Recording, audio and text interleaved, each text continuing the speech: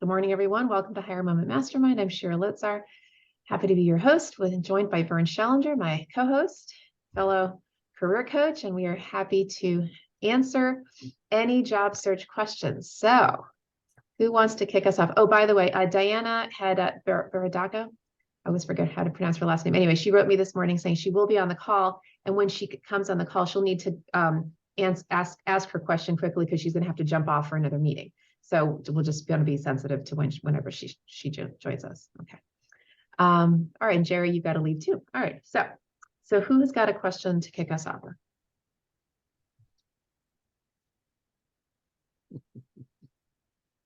We know you guys are not shy.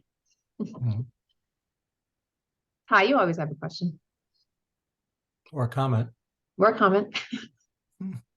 I guess I don't really have any questions or comments, but it's been said the faster you respond with a thank you note, the better. Is that the case? I mean, is it almost to the point where if you go to an in-person interview, you take a note card along, you're ready to thank you, leave it with the receptionist? Does that make you stand out? Yeah, here's Diana, by the way. I'll answer the question quickly. So pre-COVID, periodically I'd suggested have a note ready and just, walk the reception. So of course, these days, there are just so few people, so few receptionists anyway, and especially, just right now. So, I mean, that's probably not even going to be realistic to do. So no, you don't have to do that. But that said, I would make sure that you send your email, your thank you note right away. There is kind of a 24-hour rule on these things, but I wouldn't wait 24 hours. I would do it pretty quickly because people make decisions quickly. And along those lines, you didn't ask this question, but I do get this question a lot around like, who should you send it to? All right. So the rule of thumb is you send a note to whoever was in that interview. Okay. Meaning if there was if it was one person, send it to the one person. If it was a group of people, send the one email, thank you email to the group of people. You don't have to send 5 different emails to the 5 different people because it was one meeting, because you're addressing the one meeting. You're mentioning what happened in that meeting. But if you meet with 5 separate people, right, then send 5 separate notes because it was 5 separate meetings. Does that make sense? Yeah. What if you don't have an email address for some of the people that were on the call? So ask whoever your point of contact is. They're typically very willing to give it to you. So what about asking, can you forward this to so-and-so that was on the call? Is that not good or bad? It's appropriate. It's perfectly appropriate, but it's even better if you ask for the email so you can directly, write to them. Talk to your recruiter, the HR person, whomever it is, and just say, hey, may I have your email address so I can then send a thank you note. I mean, 99 times out of 100, they'll give it to you. Vern? No, Diane is on, so. Yeah. So we'll make sure Diana gets on. But Vern, any other thoughts around No, okay. Not on that. Okay, good. Ty, was that helpful? Great. All right, Diana, we mentioned before you got on that you were going to have a question that you needed to ask early. So thank you so much. I had some computer difficulty here, so I'm a few minutes late. Thank you. Just a couple. Number one, situation I'm in where I'm going to be talking with someone today, and he's in a company and he's the person who is responsible for hiring according to his title. And he was introduced to me by the VP in the organization, who someone introduced me to her. Nevertheless, at this point, he does not have my resume, so I'm feeling like this is just a conversation. I don't know, but nevertheless, he doesn't have my resume, and I don't know whether he even has the writing samples that I sent to the VP. So my question is, do I take some initiative and say, write an email and say, I'm looking forward to our meeting. Would you like me? Is there anything you need in prep for the meeting, such as a resume or writing samples, or should I just send him my resume and writing samples? Yes, absolutely. Be proactive, anticipate his needs, and simply say, looking forward to meeting you. And in advance of our conversation, I thought it might be helpful for you to have my resume and writing samples just in case you don't already have them. That's it. That's just being nice and proactive. Yeah. Oh, okay.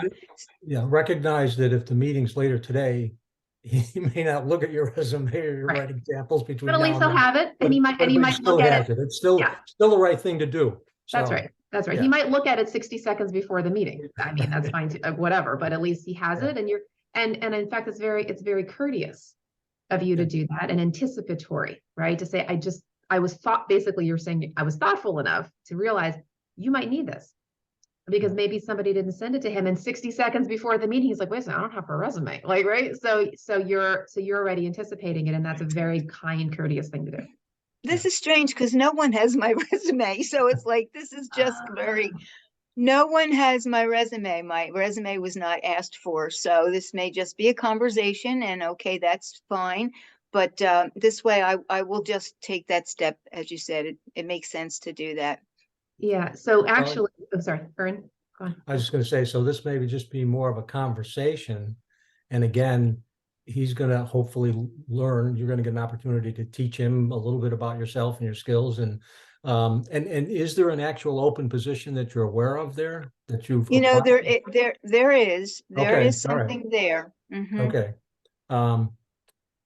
How close or far away he is from actually being involved in the, the hiring process, but he's still with the company. It's an opportunity to impress somebody in the company with your skills and experience for this position. So just look at it that way. And the other thing to do is be prepared with some questions for him.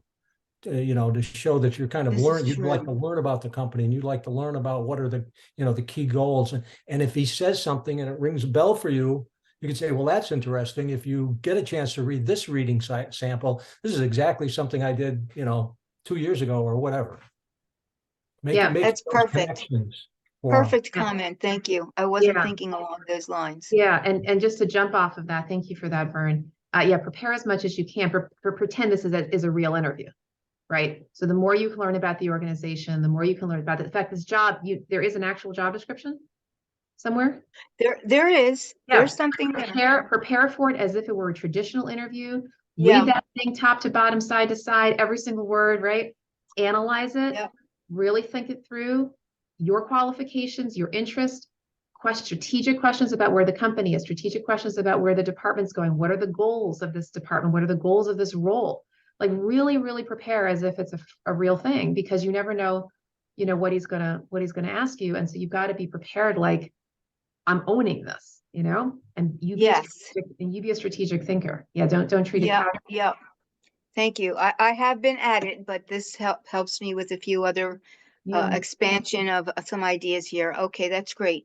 Let me just ask you, this is a question we get. I should know the answer. But when somebody says, what are your salary requirements? Yep. I mean, I'm engaging in a way with a person who is a talent person in the company. This just may come up as a question. And that is a question on the position announcement, I believe. So how do you handle that? Because I feel like I just never want to give a number. Right. And I'll address it. Vern can address it as well. But before addressing this, let me just acknowledge the fact, I've mentioned this here a few times probably, that there is a trend, more and more of a trend in the country now. And by the way, Chris, I know you're in Canada. I would imagine Canada's even more progressive than the US is around these kinds of things, more employee centric, if you will. We have what's called pay transparency laws now in many, many states, where many states are saying, okay, you are no longer allowed, you're no longer allowed to ask the candidate what their salary history was, which is different than what you're saying. But also you're not allowed to ask the salary requirements.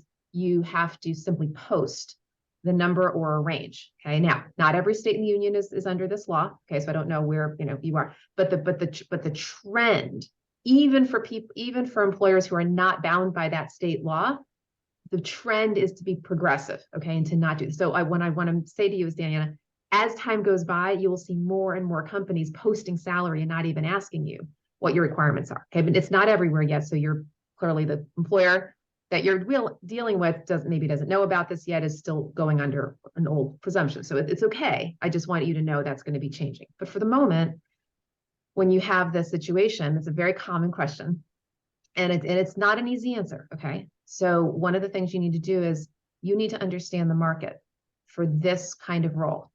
The level of the role, the kind of company that it is, and kind of corporate, nonprofit, small, medium, large, what region is it in the country? All of these things can make a big impact in what that salary is, okay? But you also have to be thinking about, what do you want? And it's kind of like, it's negotiating. I always call it like, consider it like negotiating like real estate, okay? Buyer and seller. One wants to pay as little as possible. One wants to get as much as possible. It's exactly the same thing. And so when a seller of a home puts their home on the market, they look at the comps, they look at the region, they look at the neighbors, right? All of that stuff, and they go high, typically, depending on the market. But usually in a decent market, they go as high as they possibly can, understanding that they might need to come down a little bit. It's the same thing with you. You need to start as high as you can, understanding that you might need to negotiate. Okay. And so I'm sharing that because you've got to be thoughtful about what's your starting point. What I call it your happy dance number. Okay. The number that you really feel is appropriate for you at your level in this region, based upon this job. You pick that number. And I can't tell you what that number is. Of course, that's a very customized thing for you, but hypothetically you start high. And you would use this is the formula that I train people on. Okay. So you want to write this down. So when they say, what are you looking for? You would say, I'm seeking total cash compensation package in and then put a blank and then use the word range. Now, let me explain what I mean by that. I'm not saying range as in two numbers. Diana, never, ever, ever give two numbers. Do you know why? What number are they going to give you if you give them two numbers? The low one, right? If you say, I'm making this up. I'm looking for 100 to 120, they're going to give you 100. Like they're making a good business decision. They're always going to go low. So you never say that. You say, I'm seeking a total cash compensation package in the $120,000 range. Now, I'm using range very euphemistically, like in that general area, not the actual range.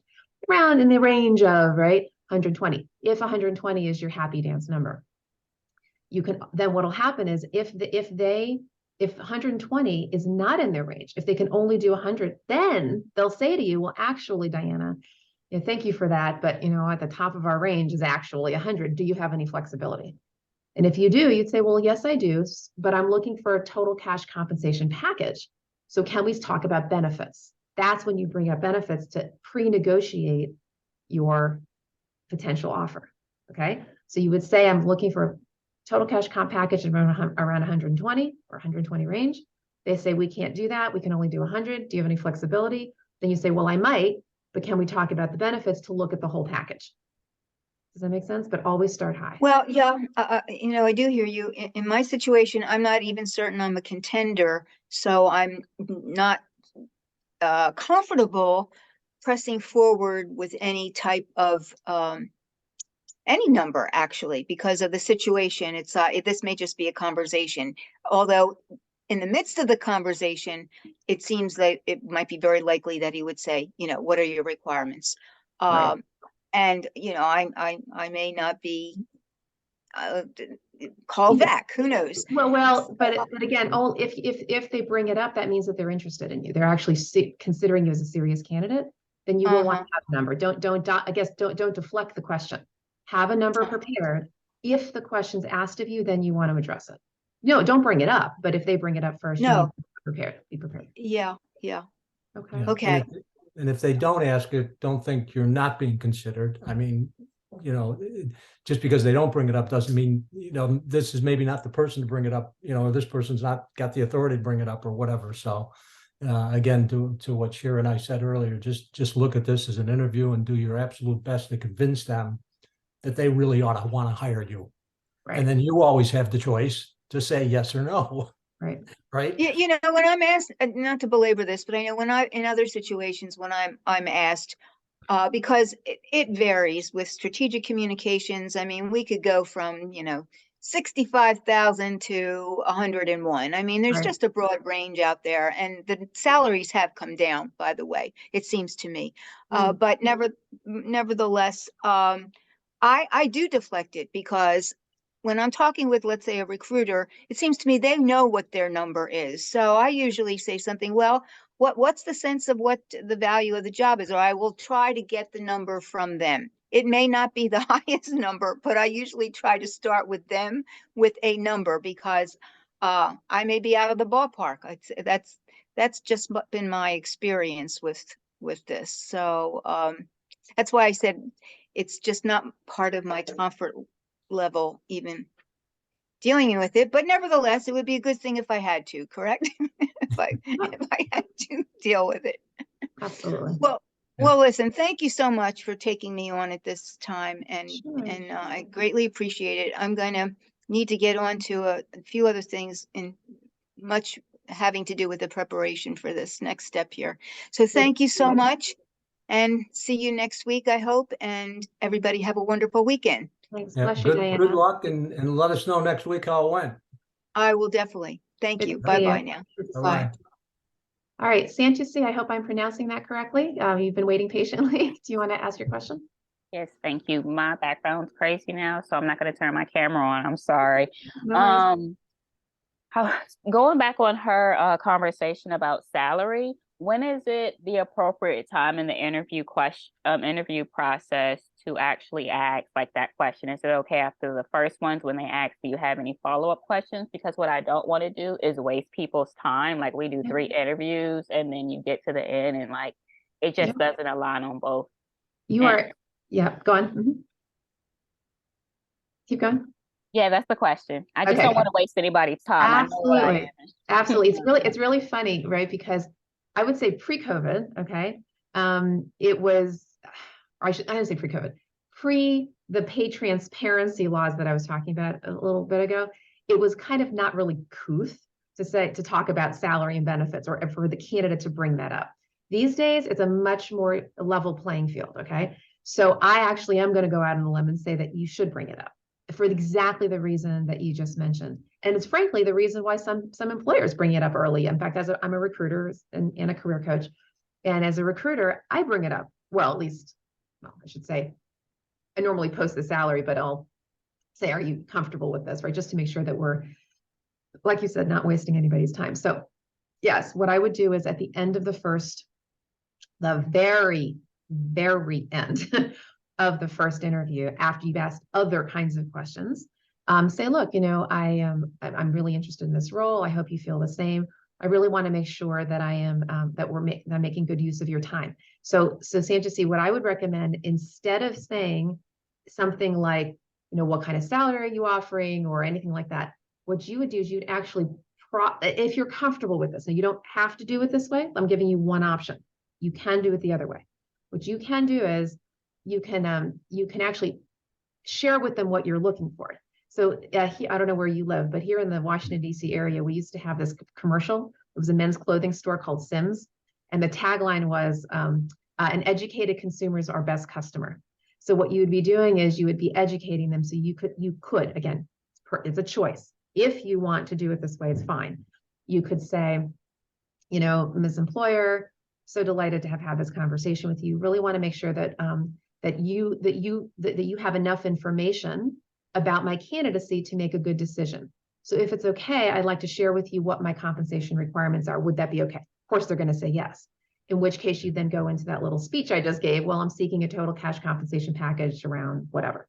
If you'd rather not disclose that up front, which is totally fine, you could ask them the question and say, really love to make sure that we're in the same ballpark. Do you have a budget, a targeted budget for this position? Because I really want to make sure that I fit into it, right? You can say targeted budget, you can say targeted range.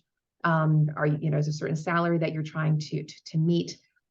They might say, give you the answer, or they might flip it back to you and say, well, we'd love to hear what your expectations are, in which case you can say the total cash compensation thing, right? So you can do it either way, but I really would, to your point, bring it up, right at the end. Vern, did you have any other thoughts on that? No. Yeah. Sure answers that question a lot on this call. and I have nothing else to say because she does such a good job with it. So yeah, so you got options here, Santusi. Is that helpful? Yes, thank you. Yeah, you're welcome. All right, Ty? Yeah, when applying for a job that is lower level, I should say, that a person's overqualified for, is it a good or bad idea to pull out some of the things in the job description and let them know that you would still enjoy doing that, even though it's quote lower level? Like, for example, just sorting through mail or something, where Uh, it's more clerical coordinator. Is it good to pull it out and say, I always also enjoy this because I enjoy helping, da da da. yeah, I mean, certainly I would say anything you can do to let them know that you don't consider yourself overqualified for the role, that you are completely flexible. Sure. Absolutely. You say, I notice in your job description, there's all of these sort of administrative duties. I'm even open to that. I really am flexible and want to just reassure you that, this really is the level that I'm seeking because of just, new personal requirements. I'm not looking for a director level anymore. I really am looking for the coordinator or whatever it is. So just, yeah, whatever you can do. Vern, any other thoughts? No, that's, I mean, it's always a difficult situation when, again, people see you as overqualified. That, it's like a big red flag for them. So it's a difficult objection to overcome. And again, you just, you've got to find that one company, that one person that, will, say, okay, I'm going to give this guy a chance. That's So, right. no. But again, Ty, I go back to the other jobs that you've had in insurance and that kind of thing. The more, to the extent that you're comfortable with this, going after it, though, like the same kind of job. Because remember, employers are risk averse. They're all risk averse, and they would prefer to hire you in the same kind of role that you've been in. I'm not saying you have to do that, but from their perspective, they would rather have sort of an equal kind of a thing. So if you go to another insurance company, the same kind of job, they're much more likely to trust that you're not overqualified, that you're actually interested in that kind of work, and that you're going to stay for a while. So it's just something for you to consider. Yeah, and Thank you. I think I've shared this story with the group before, but I was hired once when I was overqualified for the job. And it actually started as an informational interview. Somebody said, you should talk to Shira may know Angela Spicer. She was in DC area she still is for a long time. Everybody knew Angela. She was like, the person in HR that everybody knew. And so somebody connected me with her for an informational interview. And after the informational interview, she said to me, well, I'm actually hiring for a director of, talent development, talent acquisition right now. Would you be interested? And at that point in my career, I was interested in a job because it had been a long, grueling job search. And so I interviewed and I got the job. And I kind of knew she must have known that I was overqualified, but I was grateful she offered me the job, and it was a big cut in salary. But at that time, and this is what happens sometimes in the job search, financial, implications really begin to affect you. And this was one of those times. She and I had the conversation, 3 years later when I was deciding to leave because I got a better job. I did a good job for the 3 years, but she said, I knew you wouldn't last year. She said, I knew I was taking some of her risk. But she really felt this, and so she actually hired me, first of all, obviously because I think she was impressed, but secondly, she had an all-female staff and she wanted a male somewhere on her staff. So, sometimes you just, get lucky, or it's that one person who, a different person would have said, this person's overqualified. There's no way I'm going to hire him.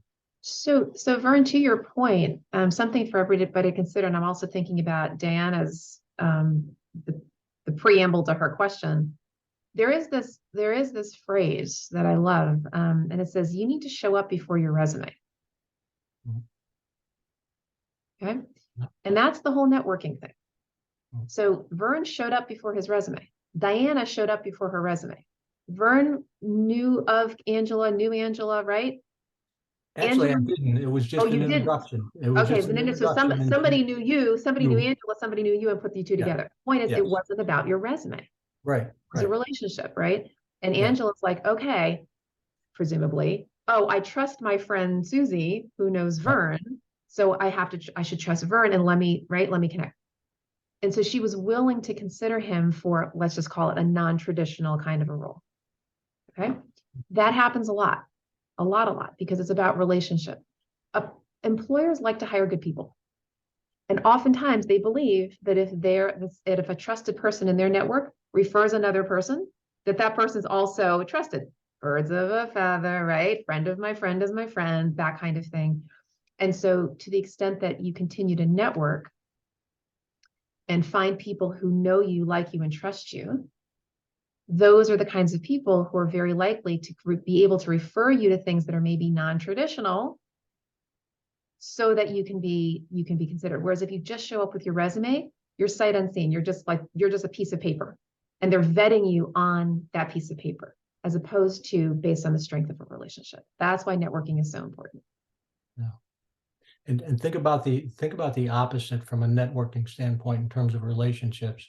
If Shira, recommends me, and I get the job and I fail miserably at the job, then her relationship with that other person, Shira, why did you recommend this person? So but Shira would never recommend somebody if she didn't really believe that they had the skills and abilities to do the job. So it's trust is a big word. I trust this other person's evaluation. This person's worked with this person for 5 years. They could tell me specific examples of the person's skills, which again, Shira says it all the time. Employers are risk averse. So when an employer is hearing those types of things, it's helping them minimize the risk. Wow, if Shira believes this person is really good, they've got to be really good. I really want to consider them. Now, they may or may not get the job at the end of the day, but they will certainly get to the interview. That's exactly right. I've seen it. Vern and I have both seen this happen so many times, right? Where the employer is like, oh, you refer somebody to an employer and they're like, oh, thank you for referring them. I trust your opinion. And they're going to give that person more consideration. Happens all the time. Yeah. And by the way, when you're looking to get a referral, when you see that job posted somewhere, go to LinkedIn, pop the name of the organization into the search bar in LinkedIn in the upper left-hand corner, hit enter, hit the people button, see all the people who work there, try to find the name of the hiring manager. And if you happen to be second level connected with them, leverage your first level mutual connection and go to that person, email that person and say, hey, I noticed that you're connected to Susie, the hiring manager at Acme Company. I recently applied there. Would you consider forwarding my resume to them for extra consideration? And if they do, that right there can get you noticed. In fact, you can have multiple people do that. It's okay. Be the squeaky wheel. Have 4 or 5 people send your resume. The employer will be like, okay, fine. Yes, I got to meet you. Right. So it's very, very important to do that. Yeah. Here's an actual real life example that happened literally in the last 48 hours. Someone reached out to me from LinkedIn. And typically when somebody does that, I look at the profile, and I looked at this person's profile, and I could not believe how many common people we had in connections. Shira was one of them. Shira was one of this person's connections. So I said, I just have to talk to this guy. I can't believe how many people he is connected to that I, are connected to in my network. So I had the conversation with him, and I'm always interested with LinkedIn. So I said, so, Shira Lotzar? He says, no, not really. And Sorry, then, yeah. right. Great. And then I rattled off 3 other names. And I said, do you know any of these people? He says, no. He's connected to them, right? Now, he's a pretty senior guy. He's like a CEO. He's an entrepreneur. He's really up there. Well, the 3 names that he gave me are all executive recruiters in the Washington, D.C. area, all of whom I've worked with, all of whom I know very well, all of whom I told them, I said, well, I'll reach out to Elizabeth and Craig and Court, and I'll at least introduce you to them. Whether they follow up or not, I don't have any control over that. But simply by that conversation, again, his resume is going to show up before he does, if they happen to have and obviously, I'm sure they'll go to LinkedIn, look at his profile, and if they have a search, that he fits, he'll certainly get a call. If not, he might still be a highly qualified person, and they may give him an informational interview for a future search.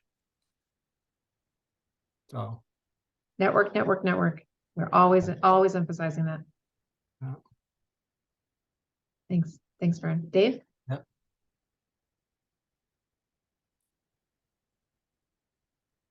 So I'm pretty happy for Diana, and I'm glad she was able to get on with all of us and kind of share her good news and her progress. I wish we had a little bit more time. I'm always interested in branding, you know, and I would have been curious to know how good a fit this company or that industry where she's applying, because there's an opportunity, right, to tell her story. And so it goes back a couple of weeks ago when you're talking about goldfish, purple fish. So I would have been curious to help you, for you to help her navigate that. She might be the perfect fit, but it may not be a precise fit for her. And I would have been curious to hear that discussion. Any thoughts about branding? Because I think it's really important, and it's something that I'm thinking about more all the time. Right. It's a very, very, as you know, very big question. Branding's a big question. I'll address it at a high level, right? So there are a lot of branding is very important because you need to let the world know, and specifically your target employer type know what you're about, right? What are the problems that you're in a unique position to help them solve? The more specific you can be, the more safe they're going to feel that you're that person. A lot of job seekers try to give themselves what I call a very broad brand, because they're saying, I don't want to close myself off to any opportunities. And I get the logic behind that, but it's actually counterintuitive in the market today, because in this market, people want to hire specialists, not generalists. Let me say that again. They want to hire specialists, not generalists. It's that whole thing of, you know, if you have a leaky faucet, you go to the plumber or the general handyman. You go to the plumber, right? Because the plumber is the specialist. And so figuring out your brand, which by the way, is both on your resume as well as your LinkedIn profile, is very important. And there are two concepts that I use of the branding. There's a particular concept that I use that can be very, very helpful. Some of you have heard me say this before. It's what I call the difference between your lane and your community. Your lane and your community. Your lane is what you do. Your community is who you do it for. So your lane might be, for example, marketing, accounting, human resources, customer service, that kind of thing. Your community is the industry, mission, or sector, the nonprofit sector, or most specifically, the environmental nonprofit sector, right? More specific than that, you know, clean air or, you know, ecology or whatever. That kind of thing is very important because employers very much often are about hiring people from their community. So I'll actually give this example, right? I was just the other day, I think I was talking to, I mentioned I'm a career coach. So I was career coaching somebody, and she is in a particular sector. So the nonprofit sector is pretty broad. There's different aspects to it. One side of the nonprofit sector is what we call the association community. In fact, Ty's part of that community, and Vern used to be too. They're membership associations, okay? But they have members, the National Association of fill in the blank. But there's another side, or at least one other side of this nonprofit community, which is what they call charitable organizations. So those are the people who are the organizations that are saving the planet or helping marginalized communities or whatever, but they're charitable in nature. So this individual I was coaching wanted to switch from membership associations over into the charitable sector. And I was explaining to her that you would think, oh, no big deal. A nonprofit's a nonprofit's a nonprofit. Not true.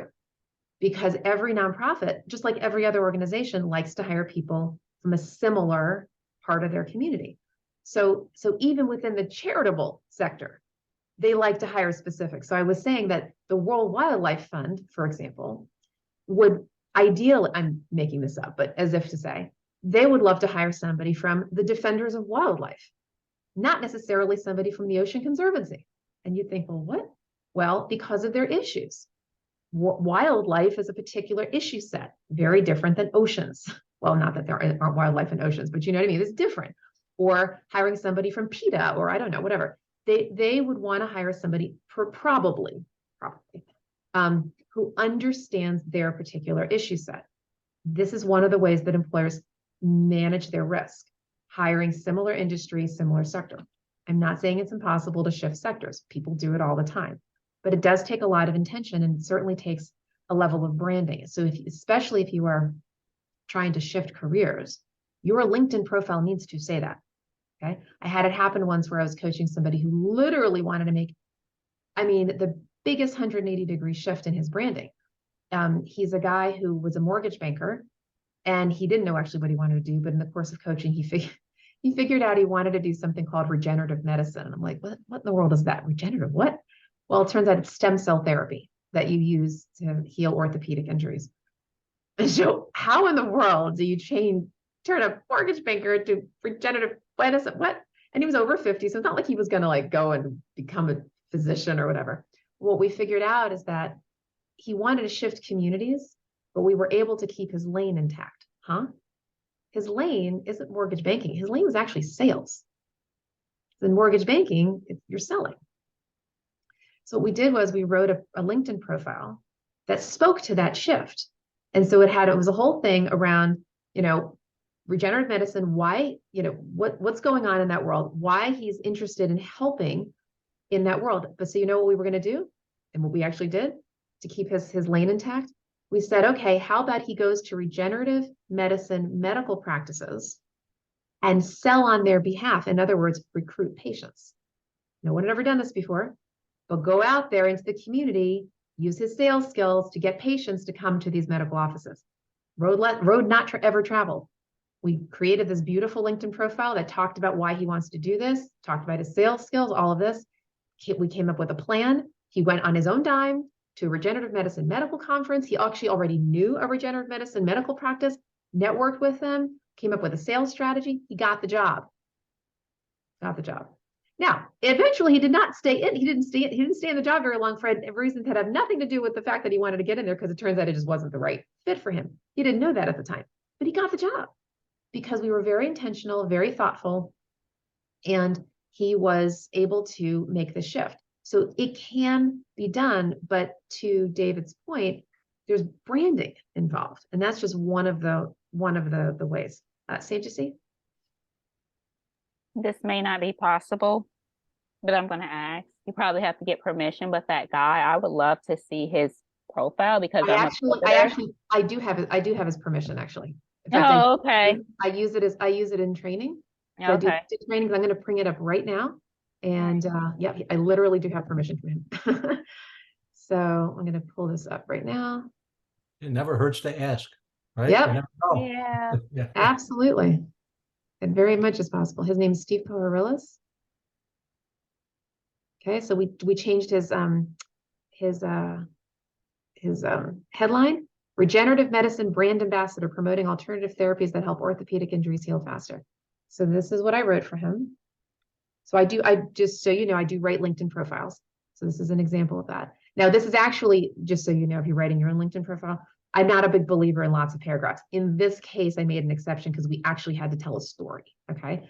So you can read this, but basically it says, I know what it's like to live with debilitating pain. I have great empathy for those who do. He talks about, stem cell therapy here. And then now my passion is to let the world know it's possible to live a pain-free life. And then see here, why am I making this career shift? Like big, bold, right into it. And then we talked about when I was in the mortgage business, I helped my clients realize their dream of home ownership. While I enjoyed this vocation for 25 years now, my desire is to help people realize a new dream, possibility of faster healing. And then talking about what he would be, a boots on the ground brand ambassador, right? And then his sales approach, and then a couple of asks at the bottom. So I'm going to put this in the chat for you. You want to see his profile. Thank you. Mm-hmm. Sure. So we have a new person, and all I see is MM. Are you able to come on voice, or hopefully maybe even with your video, and share with us who you are and how we can help you? Are you still with us? Oh, I can text, no mic. Okay. Melanie is your name. Do you want to share with us a question if you have one. If you don't, that's fine too.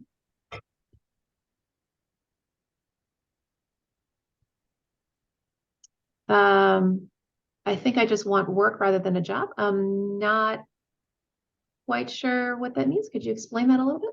The difference between work and a job?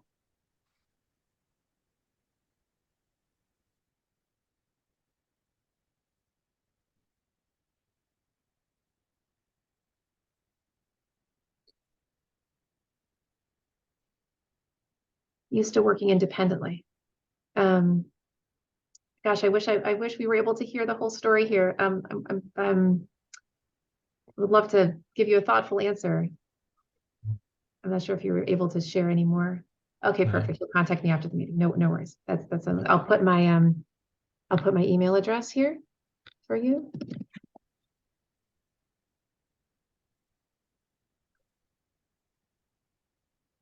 Feel free to reach out to me. All right. Other questions? Can I do a follow-up? The guy that you just showed us his LinkedIn profile, did he stay in that industry, so to speak, but just not in that office, or did he completely leave? Yeah, well, last I knew he had left it. He still, for whatever reason, has that profile up there, which might mean I don't know what his situation is right now. I guess that's sort of the point. But he still has the profile up, but I know he was in it for a second, decided not to stay in it, but I was just curious if perhaps he made a jump slightly sideways and you helped him yet again. I was kind of curious the thread of the journey. Oh yeah. It's been a while since I've been in touch with him, so I'm not quite sure what his situation is right now. It's been a number of years. Maybe just one more, Vern, do you have any thoughts? You chimed in before about branding. You have any additional thoughts to share us? Well, I do have it. From a networking perspective, I find it interesting that we all have a personal brand. And in today's world, everybody is more than willing to put all kinds of stuff on the internet about who they are. And basically they're telling the rest of the world about their brand and who they are. And yet some folks will say, oh, I dread going to networking meetings. I can't, they're just awkward things. Yeah, it's okay to get on the internet and send all this stuff out to the whole world, but they're not willing to take the risk to have a single conversation with a single person, which will do a whole lot more for their personal brand than probably most of the stuff that people put on the internet. Yeah, that's a good point. And so you should be thinking about, what is your brand? What are your values? What are your beliefs? Who are you? What are you good at? And in networking, communicating that to as many people as you can. Again, at the appropriate time, and this is some of the nuances of networking. You can say, you can ask for too much too soon. You can ask for too little too late. You can come on like a bull in a china shop if you don't have the basic skills and behaviors down in terms of how to start the conversation, what to say, how to say it, when to say it. So that's my rant on branding. It's about it's about relationships. Yeah. Think about going back to my plumber handyman thing. Okay. So let's say you decided to go find a plumber. What is probably the first thing you're going to do? Probably going to ask the people that like and trust, who they refer. Your next door neighbor, you're part of a community in your neighborhood, whatever. You're going to go for people first. You're going to try to find people who other people trust. Then maybe you'll go to Yelp, right? Sort of like the anonymous community before you go to, right, some sort of random list, okay? Because it's all about relationships. So it's that, and to Vern's point, when you know people and they know you and they trust you, that's where the best referrals come from. Much more so than online. Nothing wrong with online, but if that's all that you do, people don't know you. They're just reading your words, And that trust takes time. It's not, it's not one or two conversations. In fact, the contacts count. Most of our research shows it's like 10 to 15 conversations with the same person over time and they really start to get to know you, and you start to get to know them. And even if you are networking in your job search just to get a job, that's not the best way to do it, right? If you're networking in your job search to get to know people, then people are going to trust you more. They're going to know that you care about them as a person. So when you get on a networking call, really good idea to ask them about themselves first. Genuinely, like care about what they are doing. You're done some research on them. They work at such and such organization. You've looked at their LinkedIn profile, right? Ask them a couple pointed questions. Tell me what's going on at ABC organization, and what's going on in your world, and how can I help you? And what are you looking for? So still don't make it just about yourself. Try to make it first about them. Then you can flip the conversation to share what you're looking for as well. People, with that old expression, people don't care how much you know until they know how much you care. So care, right? Show them that you care first before making an ask.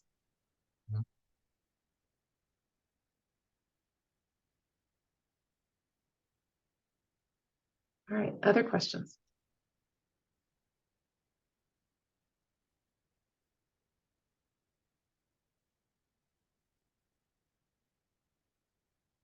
Fantasy? I have a question. I'm a career pivoter. I was going back to the salary thing. I was curious, like I know you research industry. I usually research pay scale, Glassdoor to see the industry average or the range for the certain positions. But I've always wanted to know, how do you determine like your actual worth, just in general? Like me, I'm actually like an MBA candidate, and I graduate in May, and I'm also a career pivoter. So I know what the average salary for an MBA is just in general and stuff, but that varies depending on which industry you're going in and stuff. And I'm in a niche market where I work part-time in it right now, and I had some work in it prior to this, but I'm more focused on inclusive entrepreneurship and small business support. Mm-hmm. The roles vary, and then you also can do this work in 3 different industries, because you brought up knowing like your industry, like nonprofit and stuff, but this work you can literally do in consulting, economic development, or the entrepreneurial ecosystem. But I'm wondering, like, I know when I graduate, I do want 6 figures even after taxes, but really trying to figure out, like, how do you actually know your worth? You like can't reasonable. Yeah, it's not, the way I'll say it is that it's not, it's a great question, right? And you're framing it right for yourself. It's more about looking from the employer's perspective. So I mentioned earlier to Diana that, you're looking at all of these different factors, right? You're looking at yes, you can go to Glassdoor, salary.com, that kind of thing.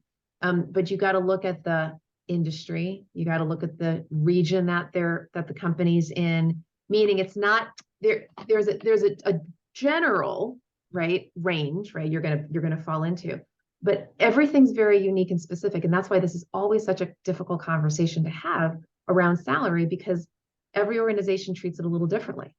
So for example, in the association community that I mentioned earlier, there's a certain general range that people fall in for different kinds of levels, right? Director levels make kind of X to Y, right? But take that same director title and stick it in a Fortune 500 company, and it could be 3 times more. Or take it into a certain part of the country, and it can change completely. That's why this is always, always, always tricky to figure it out. I wish I had an exact answer for you. What I would suggest, though, is when you're looking at comp, okay, and you're trying to sort of figure out, for example, if you go to salary.com or Glassdoor or whatever, and put that title in different kinds of industries, different kinds of countries and companies, and see what the range is. Whatever that is, once you have your MBA, you could probably tack on a little bit more, okay? But first you got to go with what's the role, what's the industry, then I would layer on the MBA as sort of a frosting on the cake, okay? That might get you a little bit more. I'm sorry that I can't give you an exact answer to figure out much you're worth, because there's just so much complexity around this. Now, what I'm about to suggest here will cost you something, and I'm not saying you have to do this, but if you really, really want to go deep into this, you could go to a compensation consultant. Now, compensation consultants are hired by employers traditionally. The employer pays some money to go to that comp consultant and get an analysis of their company and the salaries in their company. And it's expensive. But sometimes these comp consultants have access to salary surveys, not salary.com, not Glassdoor, but actual salary surveys in a particular industry. For example, in the association world, there is one of those and it costs, I think, several $100s or whatever. You could go to one of those companies. In fact, there's one in the local DC area called Quat Consultants, Quatt. You might want to reach out and say, look, I'm not an employer, I'm a job seeker. Just wondering if you have a salary survey that I might be able to purchase, or even just quickly look at. Maybe they'll let you do that for free. I have no idea, because I'm trying to benchmark myself within this particular sector. Couldn't hurt, right? Could take it. And maybe you go to other comp consultants and see if maybe they'll be open to helping you, just at least to gauge, where you might be. Because again, there are just so many variables that an expert might be a better way to go. Again, maybe they'll talk to you for free. Vern, do you have thoughts? Because you used to be an HR executive, so.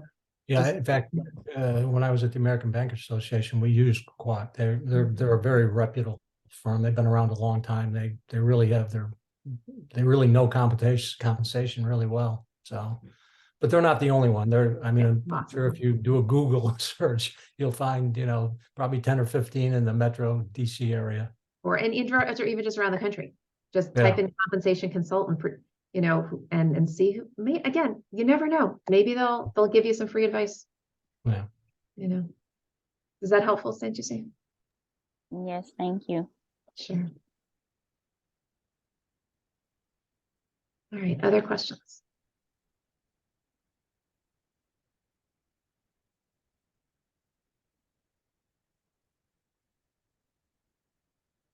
Chris, is there anything else that I know you've been faithfully listening here? Has anything come up for you that you want to ask about? No, but thank you. That was useful. But I'm graduating from my master's in business, and I'm looking for a job in Canada for the summer. But I'm from Europe, so I mean it's really hard for me. So I'm getting a lot of information. I think it's not the same in North America. So yeah, you have to talk more about your experiences and less about your academic background, I guess, because I feel like in North America people don't really look at the degree as much, I think. Yeah. I'm not sure. Yeah, degree, you're right. I mean, for the most part, degrees are not as important as experience, for sure. Yeah. Now Okay. there are some professions where degrees is needed. For example, if a person's going to go be an accountant, and maybe the employer wants a CPA certification, for example. So there's different kinds of things, but I would say generally speaking, yes, experience usually outweighs degree. Not that degrees aren't helpful, like Santusi is getting an MBA. That could be extremely helpful for her in her job search to let people know, hey, she has that next level of qualification. But generally, experience is this thing that people tend to look at first, and then it's like, oh, then they might look at education and say, what was your degree, or what level was your degree? But experience absolutely is something that people will typically go for first. Okay, thank you. And what would you say is the best way to reach out to find a job? Because I have the visa to work there, but I'm not in the country yet. So should I try and contact companies on LinkedIn, or is it better to I've been applying on LinkedIn, but I didn't get answers on LinkedIn. So I think applying to companies is not very useful. Maybe it's better to talk to people. I don't know. Networking is, and we talk about this all the time on this call, networking is the way that most people get jobs, at least 80% of the time. Yeah. You apply to a job on LinkedIn or Indeed or Career Builder or anything like that, you're competing with hundreds of other people. Very difficult to get noticed.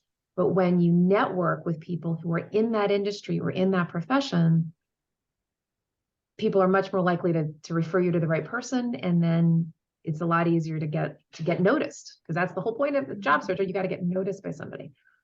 So absolutely, networking is the way to go, and LinkedIn is a way to do it. So I'm going to, because there are a few of you on this call who are new, I'm going to put a link in the chat from my website that has free videos And there's a video, if you guys go to this page, halfway down the page, you're going to see a whole bunch of links of job search videos that I've done for job search groups. Okay, so our group right now is just an open Q&A. There are other groups out there where there's a presenter on a topic. So I've been that kind of presenter multiple times.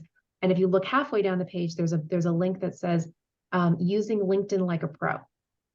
And it's a 2-hour, you have to set aside some time. Okay, it's a 2-hour video. Part of it is how to brand yourself on LinkedIn, right? That about section and that kind of thing. And part of it is how to use LinkedIn to network, how to use the search bar, what to do, how to think about it, that kind of thing. The other thing you may want to do is, again, on that page, there's one that's called Accessing the Hidden Job Market. And that's all about networking and how to leverage your network with people who get what you do, people who trust you, those kinds of things. I call it the family tree of networking. I have this concept of twins and siblings and first cousins and second cousins. It's a whole methodology. So avail yourself of that. Hopefully that'll help you to think about how to network a little better. Thank you. So we have another new person, and I hope I'm pronouncing your name as Harul. Did I say that correctly? Okay, this is Azhar Laz. I'm from basically a different country. It's called Bangladesh. Do you ever heard about it? We've heard of Bangladesh, certainly. Welcome. Yeah.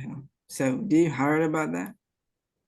Well, we don't actually. So our conversation today is about United States-based companies. So unfortunately, we don't have advice for people who are international, other than maybe what Chris just asked. But if you're trying to get hired in the U.S., I mean, we have job search tips for people who are trying to be employed here. Yeah, I get it, because so my industry is like software industry, right? So it is there is a very high chance of doing job over there, because most of the time you work like a lot of people in this kind of industry is working remotely. So as you know, because that's why I was just searching for it. Basically, I was in a meeting with Bob and Coffee something. So from here, the CNN, the Bob exactly. So one of maybe I cannot, let me check her name. Her name was maybe, I can't remember probably, but she recommended me to you, and that's why I just very nice. Glad that you're here.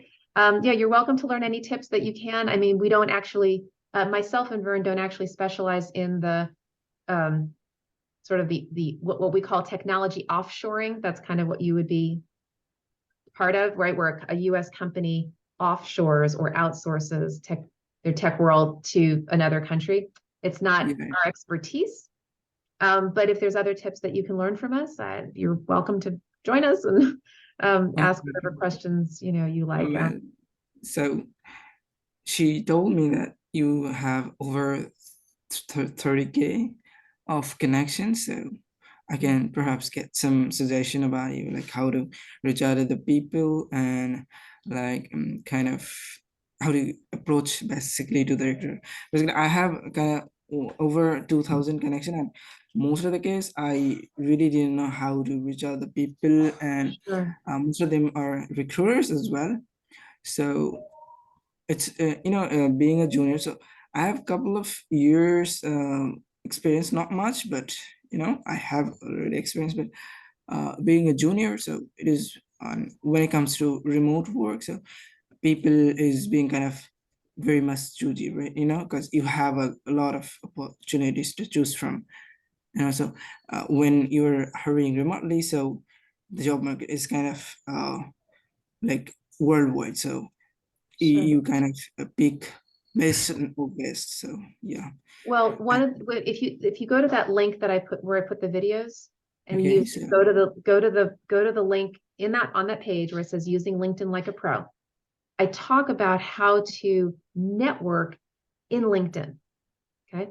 And one of the things you want to think about, and this is for everybody here, some of the best networking you could ever do is to find people who do what you do. Why? Because if that person hears about a job that's not right for them, it could be right for you. Okay. Okay. Meaning if you're, did you say you're a software engineer? Yeah, exactly. Right. So if you're a software engineer, you go network with other software engineers, because other Okay. software engineers are hearing about jobs.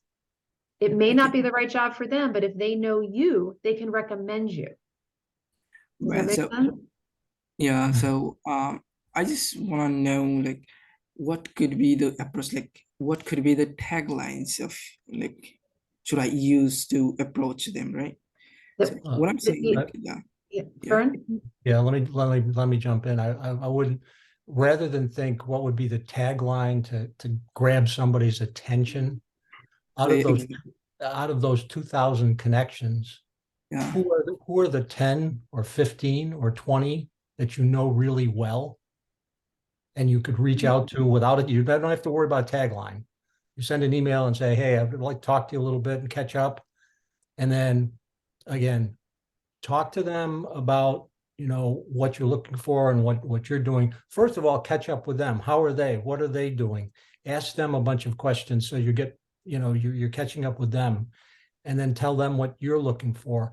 And do they know of any jobs? Who in their network could they introduce you to?